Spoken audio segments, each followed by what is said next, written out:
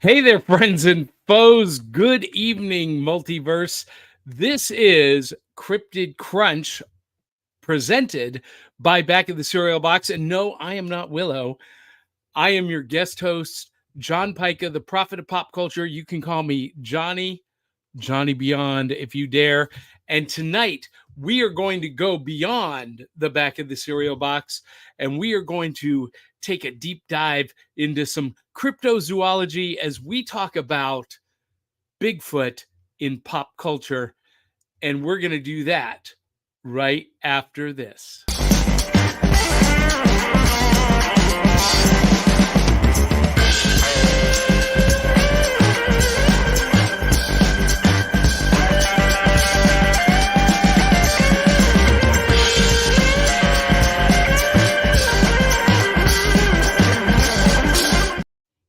All right, friends and foes. I am not Willow and I am not Keisha. I am Johnny.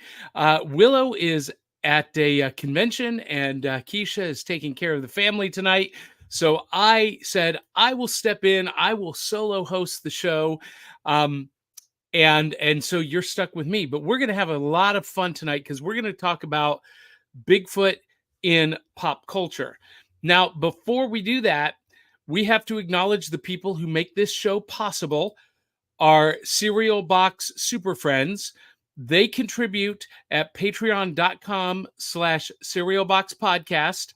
You got Eli Cash, Phoenix Sisters Entertainment, Sharice Collins, Dave Mattingly, Valerie Davidson, Jeremy Bell, Angelina Vaquera Link, Dave Manginelli, Day One Comics, George Soroy, Larry Emmett, Elliot Latham, Robert Alsop, Clyde Hall, Chris Vaglio, and our brand new VIP, Dennis Pawsey. And if you want to support the show, you can do it at patreon.com/cerealboxpodcast. Membership levels start at just $2, and anyone who is a member of our patron community can join us on screen tonight. There's a link on Patreon, my camera, your camera. It's like a call-in show, and you can share your thoughts. Now, you can also post comments in the chat, like some of our fans have done. Some of our audience are regulars, like Dan Holyfield says, hello, John. Hello, Dan. And Eli T. Cash says, walks in on fire. How you doing? I'm doing great, Eli. And for those of you who don't know me, because you're used to seeing Willow and Keisha, I created Back of the Cereal Box, and then I created this spin-off show, Cryptid Crunch, because, Avengers comic books, Star Wars movies, and Saturday morning cartoons made me who I am today. But Sunday nights, when I was a kid, after the weekend festivities were over, we were sitting down as a family to watch the classic TV show hosted by Leonard Nimoy, In Search Of. And I remember watching the episode where they showed for the first time on network broadcast TV the Patterson-Gimlin film of Bigfoot. And that started a lifelong obsession with me. And so we're going to talk about Bigfoot. We're going to talk about our theories, if we've had experiences.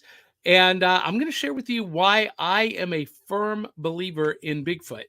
And as I do so, you guys can comment. Now, we also need to share this warning that the following podcast may be disturbing to some diehard cryptid hunters. We're all here to have a good time, so sit back, have a drink, and let's learn together about myths, monsters, and legends. And we are brought to you by Dr. Malcolm's Body Bags. This is basically Mighty Men and Monster Makers in 3D with action figures. We'll talk more about that in a little bit.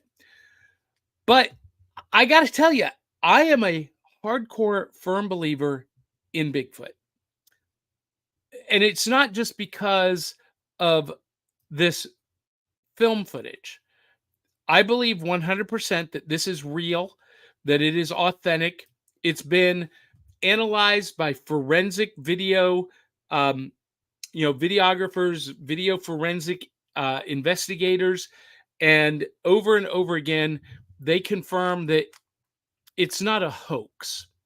They can't say that, oh, yeah, that is Bigfoot, but they can say it's not a hoax. It's not a costume. And so that's pretty major. But here's why I am a believer. There's two reasons. One, the Bigfoot myth exists on every continent on the planet. Every culture has their own Bigfoot myth and goes back millennia. And anytime you have that consistency from culture to culture, continent to continent, somewhere there is truth. Those myths, those legends are based on truth. You don't get that consistency across cultures and continents unless there's truth. The other reason, besides my own experience, is that I have a brother who was a Navy SEAL. And he told me when I was young about a training exercise that they were doing at the base of Mount St. Helens in Washington. He was stationed in North Bremerton.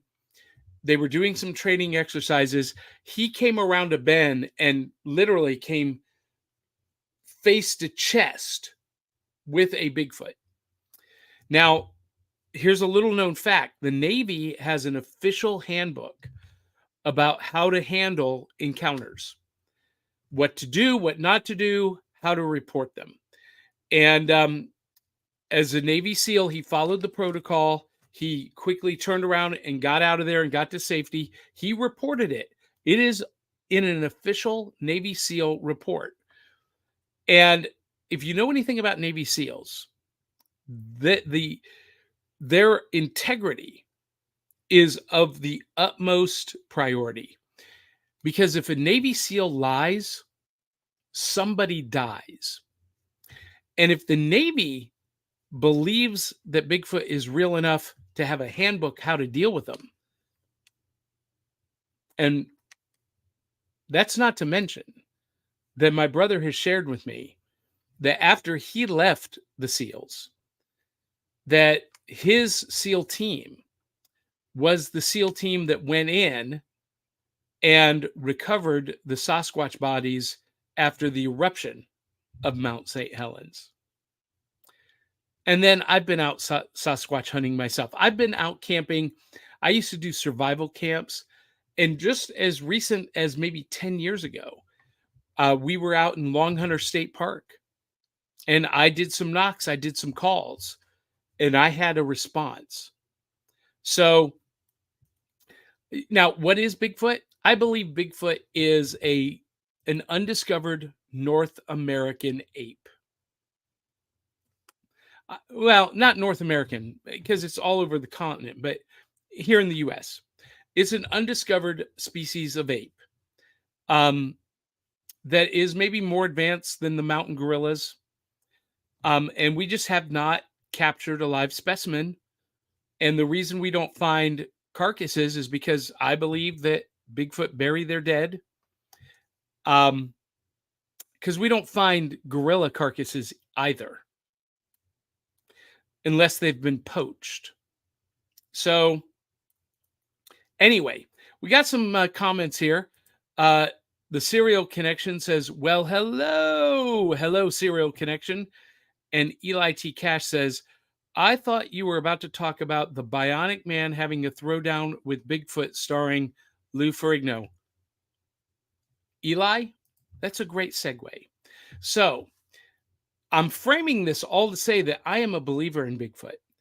So as a believer, I have followed Bigfoot in pop culture for decades, since I was a kid. If there's a Bigfoot TV show, cartoon, or movie, I am into it. And I forgot to pull frames from Bigfoot and Wild Boy, the Sid and Marty Krofft series. But what Eli is referring to is not Lou Ferrigno. It is Lee Majors, the $6 million man, the Bionic Man, versus Bigfoot. and that was actually Andre the Giant in that costume, in that makeup. And if you know anything about this, in this TV show, I think it was a 2 or 3 story arc. I know for sure 2 episodes. Um, Bigfoot was a robot. He was an animatronic android robot that was being used by aliens who had an underground base to survey, protect, um, and the Bionic Man comes in conflict. In this scene, he's about to rip off his arm and discover that he is a robot. Um, and by the end, Steve Austin and Bigfoot become allies. But this story propagated a theory among Bigfooters, among Squatchers, that Bigfoot is the guard dog of aliens with hidden bases. But all of that was proposed by this TV show. And for some reason, it caught on. So, Eli, it was not Lou Ferrigno. It was Andre the Giant. And there was another stunt person, I can't remember his name, but the serial connection says absolutely believe in the Bigfoot. Well, thank you. I do too. And by the way, anyone who is watching us on YouTube right now, I'm going to ask you a favor. Um, if you would hop over to Facebook on our Facebook page, back of the cereal box, just give us a thumbs up or heart or a smiley face, some kind of emoji, and post a comment there, because we are part of the creators bonus program. And when you do that, it helps us out with a little bit of a spiff, and it helps keep us on the air. We love you watching on YouTube, but when you watch on Facebook and give us reactions, it helps us financially. So if you would do that, I appreciate it.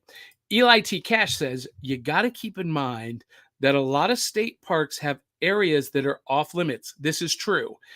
Lots of feds guard said areas, and the very fact SEALs believe in Bigfoot shouldn't be that surprising. No, it's not. It's not. And, a lot of people don't have that direct firsthand experience and knowledge that I do with my brother. So it doesn't come up as often as you would think.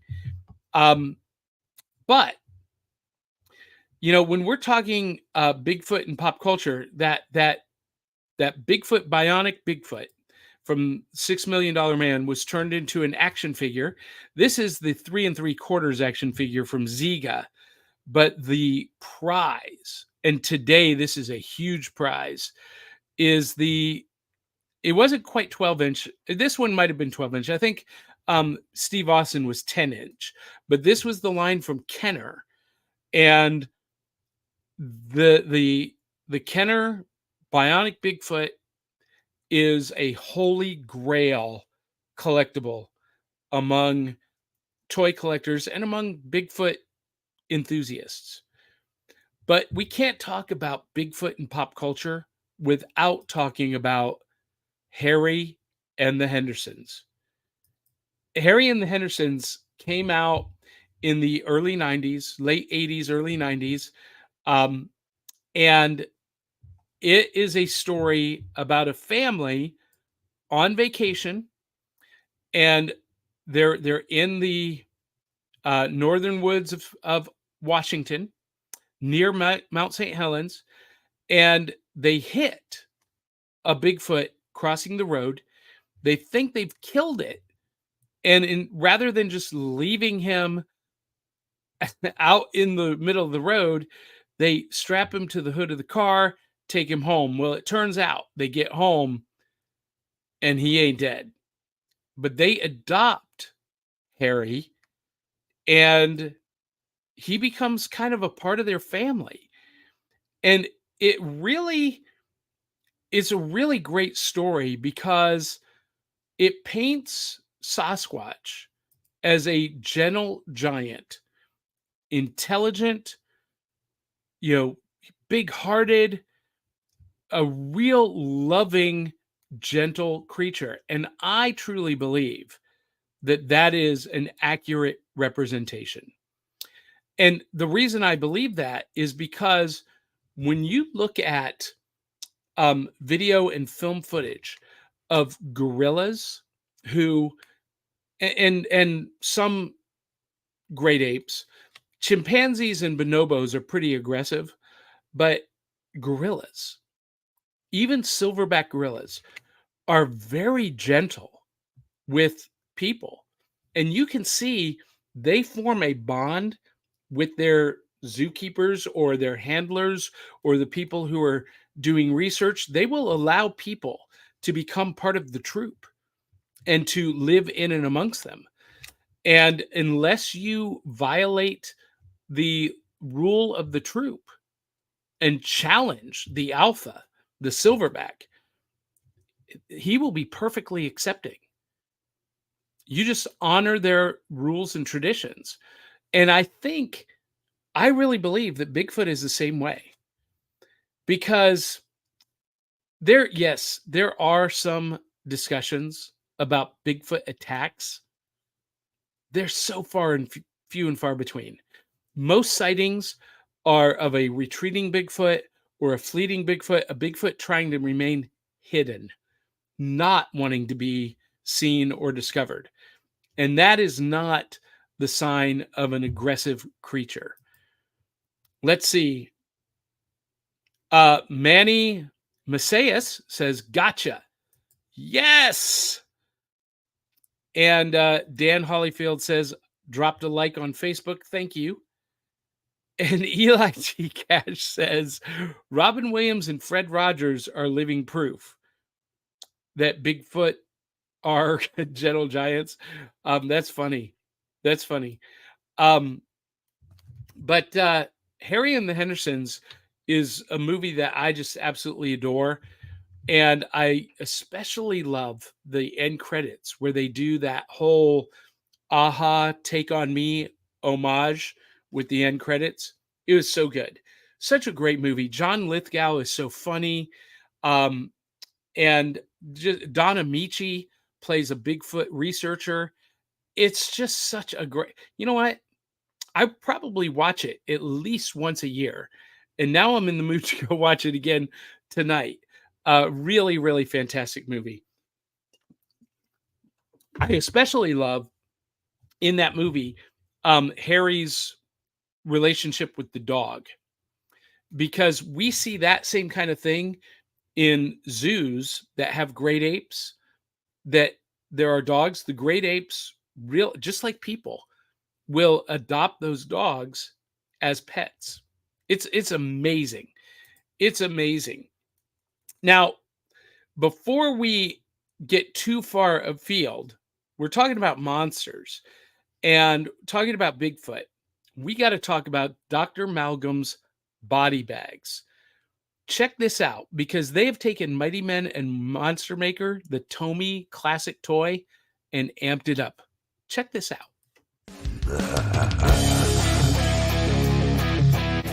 When I was a kid, the Mighty Men and Monster Makers was one of the coolest toys on the planet. Well, Body Bags takes that idea and ramps it up a notch by doing it in 3D. There are 4 different assortments that come in zippered body bags, and you can mix and match to create your own characters and abominations. Get yours today. Body bags.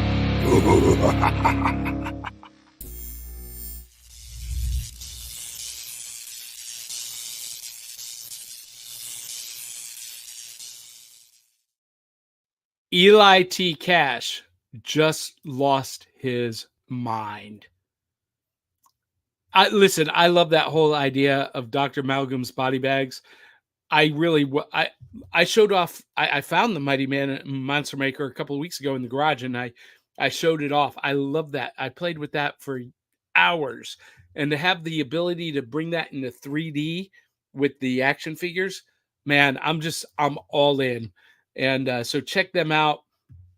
I've got the Kickstarter running in the banner below, but you can also check them out on. Oh, that's our Patreon. I'm sorry. You can check them out on Instagram, Dr. Malcolm's Body Bags. So check them out, and I'll leave that banner running for a little while. So if anyone wants to check out that project on Kickstarter, but Eli T. Cash has a comment about Bigfoot attacks. He says the attacks that were recorded on Nuke's top 5 are at best territorial.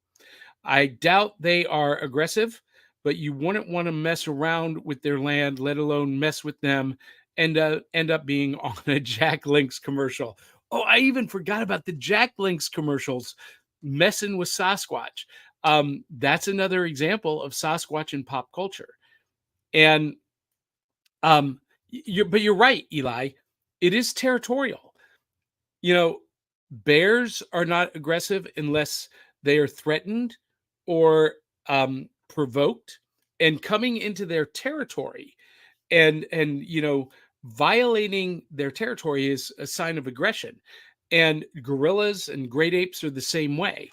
They are territorial creatures. They will defend their territory, and as long as you respect their culture, they're not going to be aggressive. And I think Bigfoot are the same way. I really do. And Eli T. Cash adds, if I lose my mind, I'll only end up being boring. True story.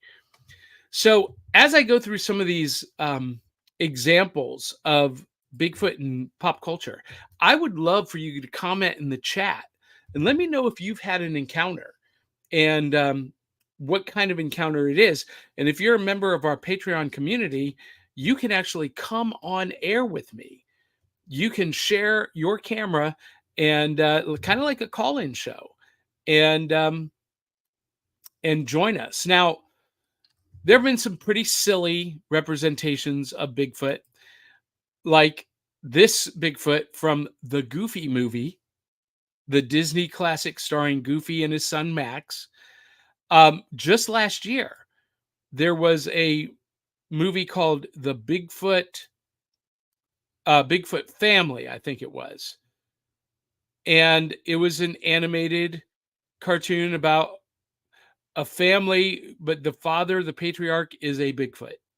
And so the son and the daughter are part Bigfoot, and it's kind of silly and whatnot. But here's the one I got to see, you guys. I got to see Bigfoot or Bust. It is the best Bigfoot movie ever made. Yeah, it's one team of supermodels hunting Bigfoot competing against another team of supermodels hunting Bigfoot. And I know it's completely politically correct and might get me canceled, but this is all I want to see right now.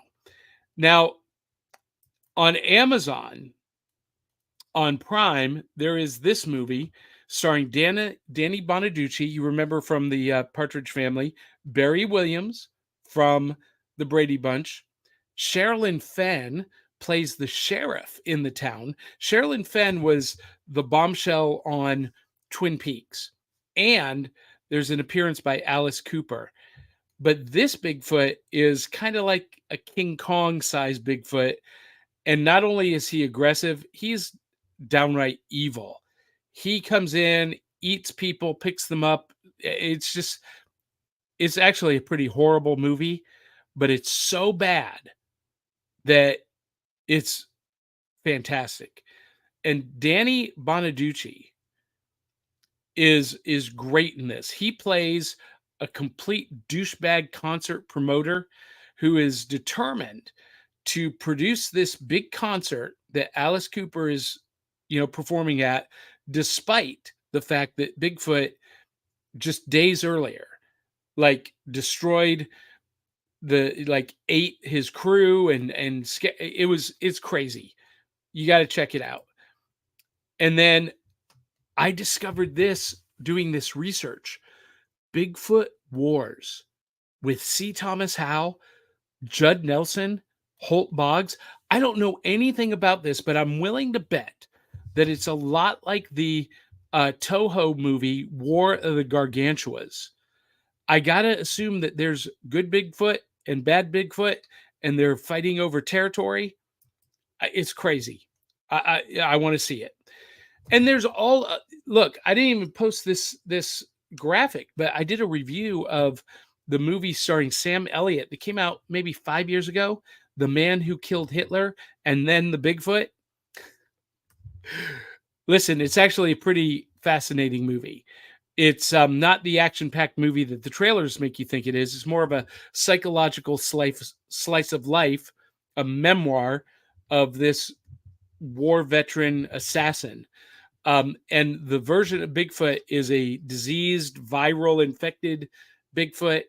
He is patient zero, and they have to kill him to stop this virus. It's not great, but it's worth watching. Because Sam Elliott is really pretty fantastic in it. We got some more comments here. Eli T. Cash says, for the sake of memes and trends, bears and Sasquatch are bros. And Eli T. Cash says, Bigfoot or bust, definitely an Oscar-worthy flick. I think so. Yeah, I think so. And Bigfoot, a sci-fi original movie, if ever I saw one, or Bigfoot or Bust, or Bigfoot Wars. Look, they're all, shoestring budget movies. So Bigfoot with Danny Bonaducci and Barry Williams. Yes, it's Jaws, but with Bigfoot. That's exactly what it is. Let's talk about Bat Squatch. I don't know about Bat Squatch, Eli. This is a reference I missed. So while you're putting together some thoughts, let me talk about some cool board games. Dating all the way back to the early 80s, Milton Bradley published a Bigfoot giant snow monster game. I did not know this existed until this week, which is a surprise because as a kid, I grew up playing board games. Board games were like a regular thing on Sunday night. We would watch In Search Of, we would watch The Muppet Show, we would watch, Jacques Cousteau's Ocean Adventures. We would watch Mutual of Omaha's Animal Kingdom. And then we would, sit down, we would play Uno or Monopoly, Sorry, other board games. And I'm surprised I didn't know that this existed until this week. But I'll tell you what I did know existed. Camping with Sasquatch. This is a brand new game. It's still in Kickstarter phase. But if you go to Kickstarter, it's got the Rising Star Innovator Award from Kickstarter. And it's by Big Discoveries Games. This looks like a lot of fun. Now, I told you that, let's see what this is. Oh, comic books. So I have a copy of this, Granite State Bigfoot, and this is a graphic recreation or reinterpretation of a Bigfoot hunter's real life encounter and story. Very cool.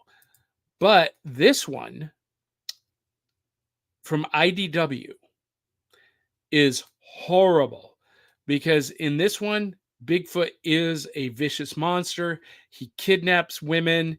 He, mauls people. He is a monster. And then this one I don't know about yet, but I found it in my research. Season's Greetings from Bigfoot. And apparently this comic series paints Bigfoot as kind of a warlord, sword-wielding hero. Kind of a Conan the Barbarian. But if we're talking comics, which I love comic books, the comic book that we have to talk about is the comic book with Sasquatch as a main character, Alpha Flight. The orange character that you see is Dr. Walter Langowski, who inadvertently summoned the beast Tamarok, who, he transforms into this Sasquatch beast, and is based on the Canadian legends of Sasquatch. And they believe that Sasquatch was a manifestation, an avatar of the great beast Tamarok. And here's another picture of him, close up picture. And he was so popular. He was the face for Marvel Comics subscriptions. So a lot of pop culture content for you guys to check out. Now, let's see. Eli T. Cash says Bat Squatch is apparently a demonic variant of Bigfoot, but with bat-like wings you'd see like on the Jersey Devil. It's probably not real, but what is? And Eli says Sasquatch, the Cimmerian. Sorry about that. Yeah, kind of a Conan Sasquatch. I mean, that's kind of cool, isn't it? Conan, Abominable Snowman. For those of you who are just listening, you can't see the pictures that I'm throwing up. I'm not putting up. Use the wrong term there. But you can go back and watch the replay on video on Facebook or YouTube and see the images that I'm talking about. So, as much of a believer as I am, I will also debunk Sasquatch sightings or videos or photos. And here's one I'm not too sure about. This is a recent photo that has been making the rounds. It looks very compelling.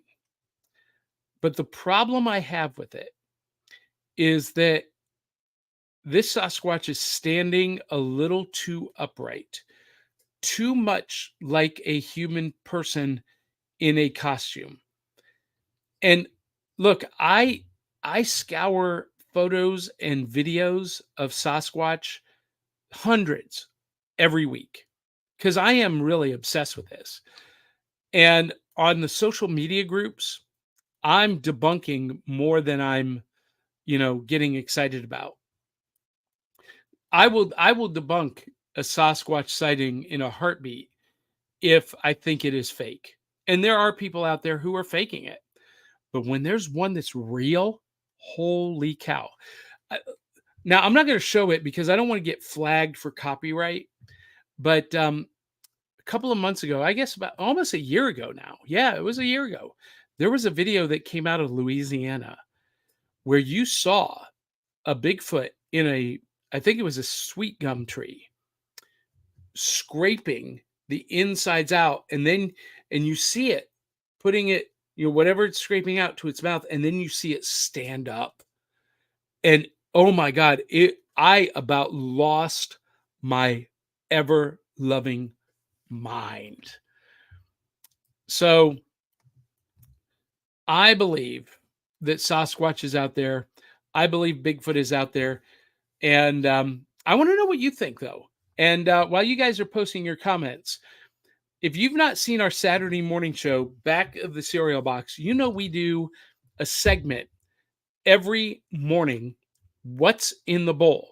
And we're called Back of the Cereal Box because when I was a kid, we didn't have iPhones or tablets at the breakfast table on Saturday morning. We were reading the Back of the Cereal Box.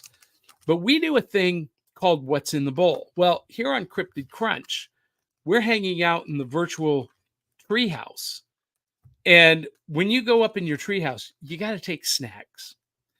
So, and since we're talking about cryptids, this is the perfect snack to show off for Cryptid Crunch. The elusive, the mysterious, the yet to be discovered Sour Patch Kids Oreos. Let's do a taste test, shall we? These are vanilla Oreos, but with the cream filling with specks of Sour Patch Kids candies. If ever there was a cryptid snack This is it. So we're going to break this open. Here it is, the vanilla cream. And actually, I think there's actually in the cookie, you can see flecks of the candy. You can see the flecks in the cream. So, okay. I was not expecting that. It is very sweet, very fruity, but not really sour. A little bit of a sour taste, but not like an unpleasant. That's not bad, actually. I don't know if I want fruit flavor in my Oreos, but this would be great for a movie night. Especially kids will go crazy over this. But if you've ever watched Back of the Cereal Box, you know we always have to ask a question when we try something like this. You know what I'm getting to, Eli? Will it cereal? Will it work as cereal in the bowl? And so that's what we're going to test out right now on Cryptid Crunch. This is a cryptid investigation happening live in front of you. We're just going to take 2 or 3. We're going to crunch them up, put them in the bowl. Vanilla, the Sour Patch Kids, cream filling and all. That's enough to get a good sampling. And I've got my milk, because to be cereal, it's got to go in milk. Now, here is a research question for our cryptid investigators. Is cereal soup? All right, so I've got it in the bowl with the milk. We're going to let it penetrate just a minute.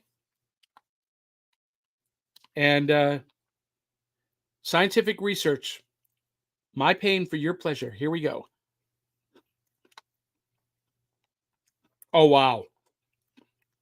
That is phenomenal.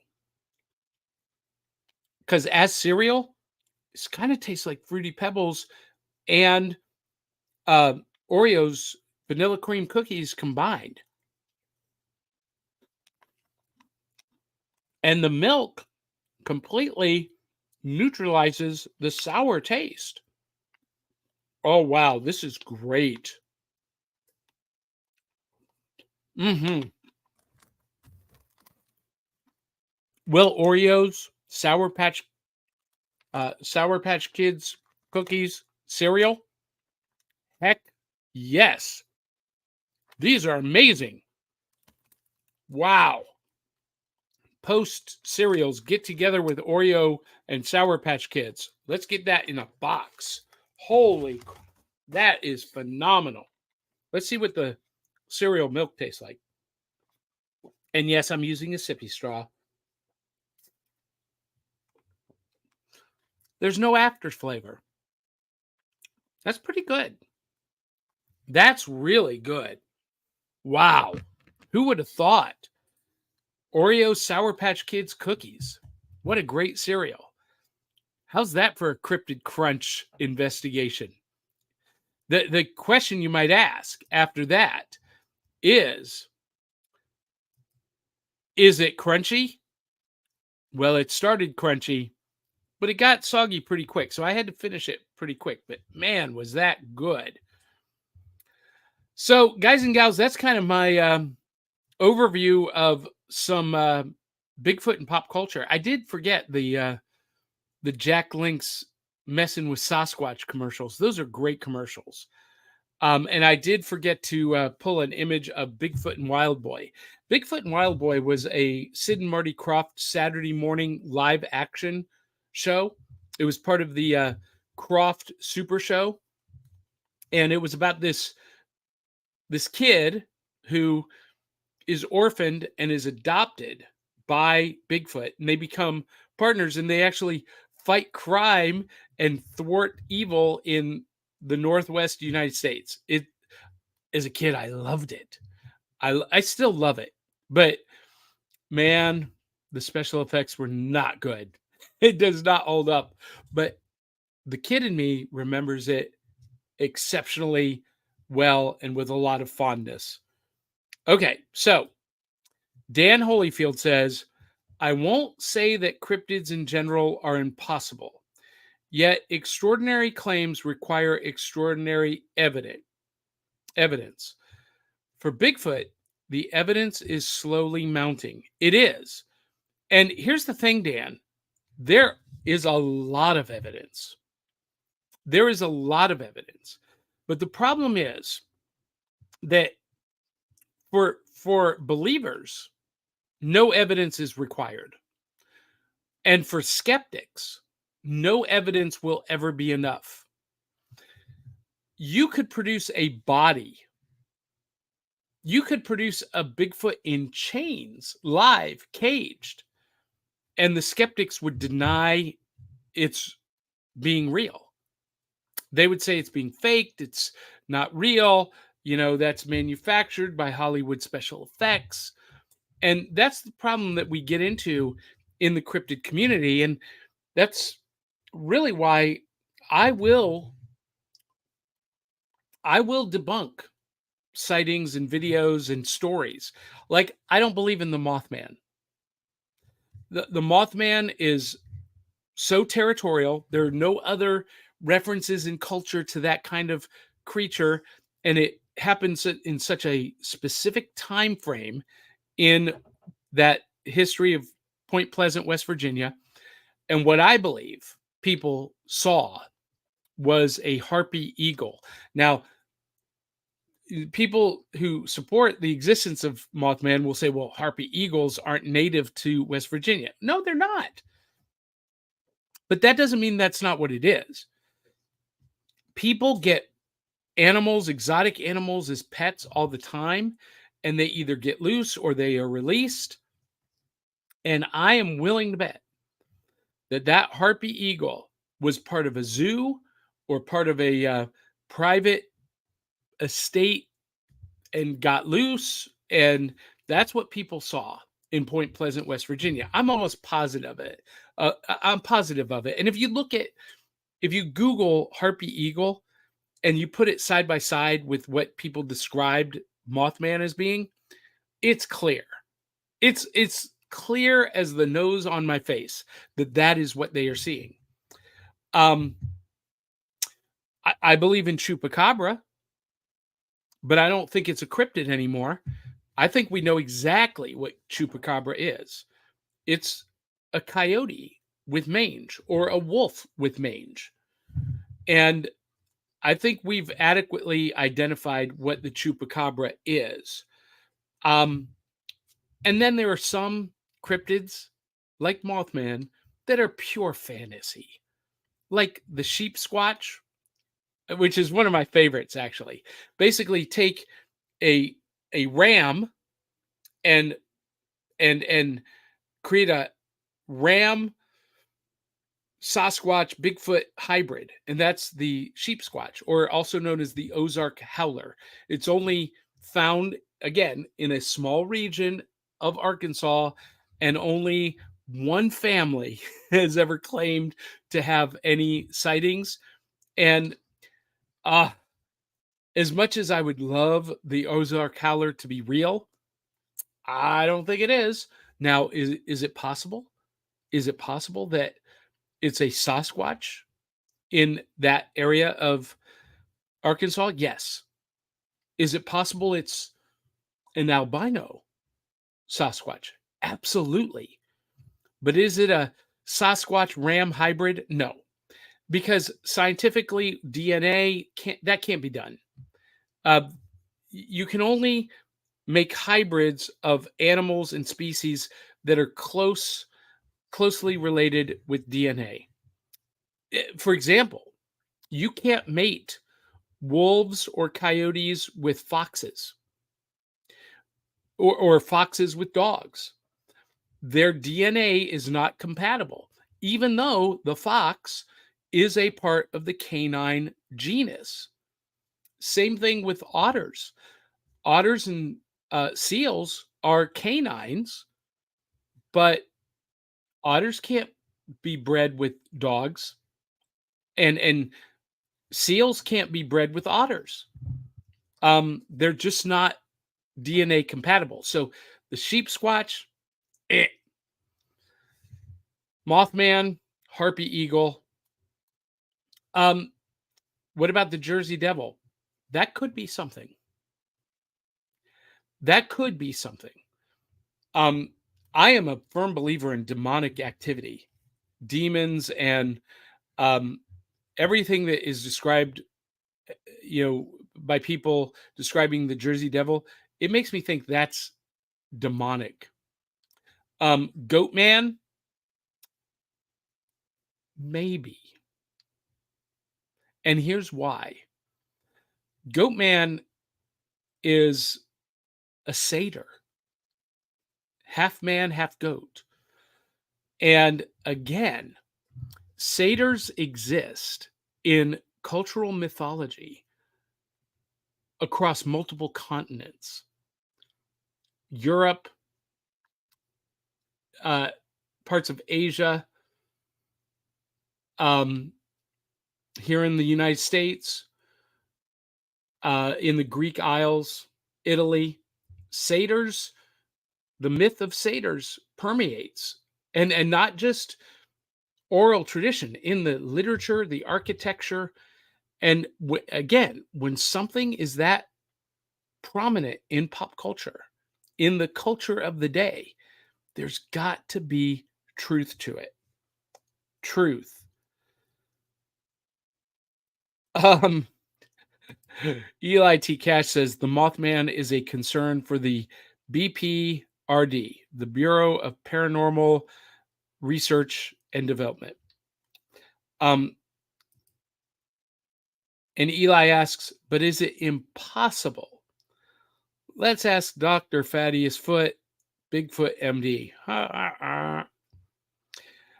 Eli T. Cash says the Goat Man of Kentucky, and he wonders if Kentucky's Goat Man is connected to Gallatin's goblins. No. However, well, let me take that back.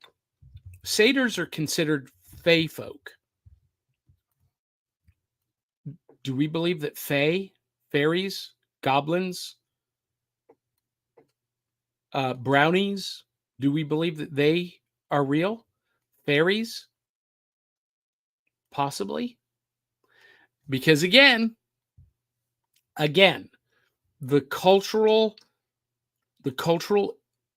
I don't want to say intrusion, but the cultural insertion of fae folk in every culture, it's too strong to ignore. So could it be? Could be. Anyway, what do you guys think?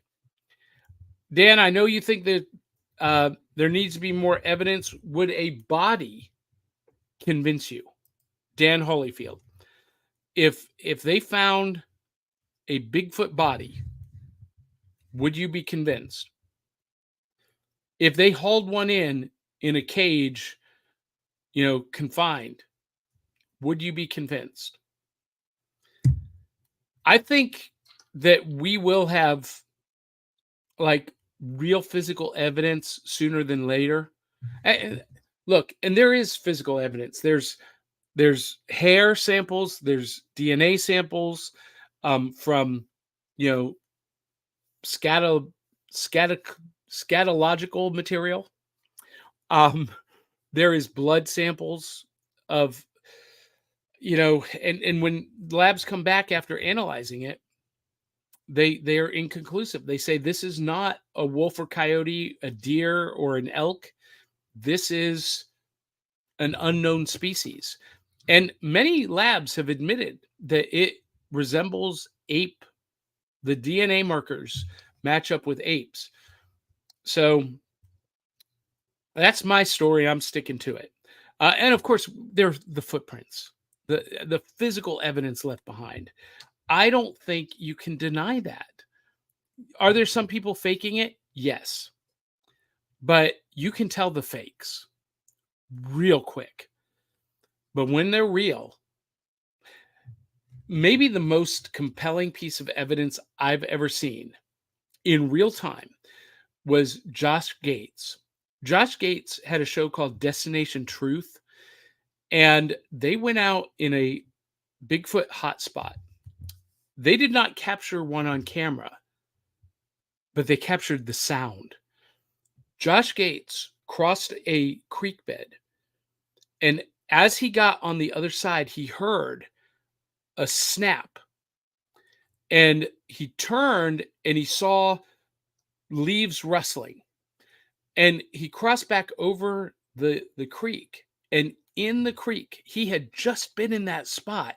In the creek bed was a pronounced footprint with the heel depression, the arch. It was all um the right physical markers for being real.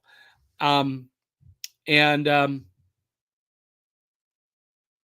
So Dan Hollyfield says yes, but I would also be convinced by DNA samples that turn out to be related to arthropods or proto-human. With that, we have that. We have that. Hundreds and hundreds of thousands of DNA samples. Mitchell Gianola says, I don't think with all of the game cameras out there, don't you think with all of the game cameras out there, someone would have gotten a good picture? Yes, and they have. There are some amazing game camera pictures out there. Some amazing ones. I wish I had some of them loaded. Some of the JPEGs didn't load to my cart here in the studio, but I've seen some game camera pictures that will chill you to the bone. Listen, I've seen pictures of a Sasquatch looking in a window taken by someone inside the house, and it is so compelling. And look, I come from a theater background, so I know about makeup and costuming. I can spot a fake a mile away. And if it fools me, and I don't want to say it fools me, but if it convinces me, I'm going to go with it. So Eli T. Cash says, didn't you flirt around with the lady from Finding Bigfoot? Yes, I did. Renee. I got to meet her at CryptidCon a couple of years ago, and she is a skeptic, or at least on the show she was. She kind of agrees with me that there's so much evidence out there and there's so much cultural evidence that it's hard to deny the existence of something, some kind of hominid. And when I said, do you think it's an undiscovered species of ape? She wouldn't say yes or no, but she kind of smiled. I think she agrees with me. And look, the mountain gorillas were considered myths and legends until they weren't. And look, they were discovered for real in 1929. The first expedition to start cataloging them didn't happen until 1932. And it took from 1932 until 1978 to have a definitive cataloged genus. I mean, and the Patterson Gimlin film that I referenced is the first piece of hard video footage, camera footage that was captured. And this was captured in, when was it? 72, I think. I want to say 1972. I'm going to look that up while we're on the air. And let's see. Gimlin film. Also known as the Bigfoot. Oh, no, it was 67. Even earlier, 1967. And it was shot in Northern California, which is a Bigfoot hotspot. And look, I know some of you are going to say, well, one of the guys came forward and said he was in the suit. he's turned out to be a liar. He's since passed away. So I hate to disrespect the dead, but he was trying to get a payday because the the the place that he said they got the suit from said, we don't have anything that looks that good. And that was a Hollywood costume prop company. And under, in multiple interviews, the costumer said it would take so much effort, so much technology that they did not have in 67 to create a suit that showed muscles in the legs and the calves. You can see a trapezius muscle. And why in the world would they put breasts on a big, why would they think to do that? This is clearly a female Bigfoot, and that's why they call her Patty. And it's come out that the guy who said it was a hoax and that he was in the suit, he was trying to get paid. He was not credible. He was always, trying to sell stories to make money. So, and Patterson and Gimlin, they didn't make a dime. They didn't make a dime off of that story. So you always follow the money and you look at who benefits from the stories. And Dan Hollyfield says, I remembered it being around 68, but that may have been just the first time I ran across articles about the film. I would have been 10 in 67. See, I didn't see it until I saw it on In Search Of.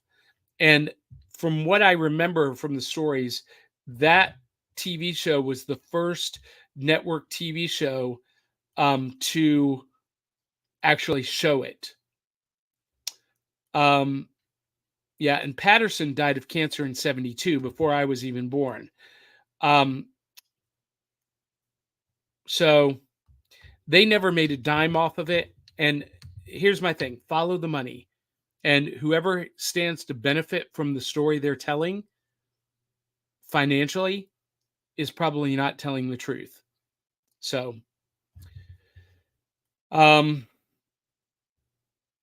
anyway, that is, that's our hour, folks. Hard to believe it went by that fast. Eli T. Cash says, cancer or government cover up. It was cancer. But I can't figure out why the government does cover this up. There's definitely a conspiracy. I don't know why. I don't know why they kept the SEAL team extraction from Mount St. Helens a secret. I don't get it. And Dan Hollyfield says, I ran across an article in Reader's Digest about the film as a child. Okay. Man, I loved Reader's Digest when I was a kid. Still do when I can find them. Well, guys and gals, that is our show for this week. I hope you guys have enjoyed spending some time with me. Continue to comment, continue to ask questions, continue to share, to like. And we have a charity partner with the Cereal Box Network. I just want to share this, something you can support. Check it out. Comic Books for Kids provides comic books to kids in hospitals and cancer centers across the U.S. It's a place where we can all work together to make sure every child has a comic book. 100% of all proceeds go towards the kids. It's about making a difference, and while they're in the hospital, allowing them to fly like a superhero, battle dragons, or rescue teddy bears. We are in every state in the country and now support over 160 hospitals. Every month, we add more. Visit cb4k.org. That is awesome. And if you like our show and you want to become a part of the family, a part of our Cereal Box Super Friends, you can do that at patreon.com/cerealboxpodcast. $2 a month, less than the cost of a cup of coffee at McDonald's, gets you all kinds of exclusive access as a Patreon. Early episodes, you get to come on camera with me. VIP members get to host their own podcasts, and we'll have the very first VIP Weeknight Bites podcast this Wednesday night with our VIP Patreon member, Dennis Posey. So he'll be hosting. He wants to talk about Reboot and Golden Grams. So we're going to do that. And if you want to host your own show, become a VIP member at patreon.com/cerealboxpodcast. Well, that is it for our show tonight. Thank you, everyone who was hanging out with me in the virtual treehouse. And until the next time, tell 300 of your closest friends and family to come share the fun. Love you, mean it. We'll catch you on the back of the cereal box. I'm Johnny. I'm done. Ta-da!